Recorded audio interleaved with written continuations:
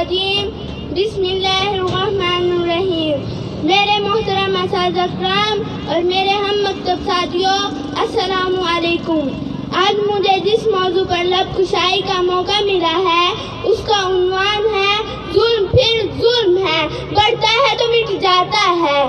بجھ گئی ہیں قندیلیں، بجھ گئی ہیں قندیلیں، خواب ہو گئے چہرے، خواب ہو گئے چہرے، آنکھ کے جزیروں کو پھر ڈبو گئے دریا۔ ضیاء الوقار یہ جنت نظیر کشمیر ہے، یہاں پر پھول کھلتے ہیں، میں دیکھتی ہوں کہ آسمانوں پر شفق رنگ بکھیرا ہے، یہاں مسکراہٹوں کا بسیرا ہے۔ منظر بدلتا ہے کہ میں دیکھتی ہوں میرے کشمیر کو سیادوں نے گھیرا ہوا ہے، میرا کشمیر بہت اکیلا ہے، یہاں پر ظلم اور بربریت ہے۔ میں دیکھتی ہوں کہ میرے کشمیر کی درسگاہوں کو ان لوگوں نے مقتل گاہیں بنا رکھا ہے۔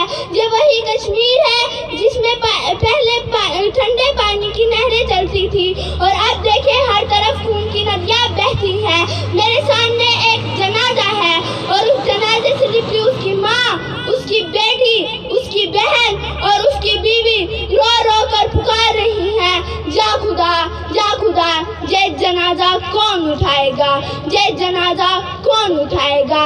اسی ظلم کی گھٹاؤں سے کرن اٹھتی ہے کہ ایک جوان سبز ہلالی پرچم تھامے لا الہ الا اللہ کی صدائیں بلند کرتا ہے، کیونکہ ظلم پھر ظلم ہے، بڑھتا ہے تو مٹتا نہیں ہے۔ ان چراغوں کو تو جلنا ہے ہوا جیسی ہو، ان راتوں کو تو جلنا ہے ہوا جیسی ہو، سورج کو تو نکلنا ہے گھٹا جیسی ہو۔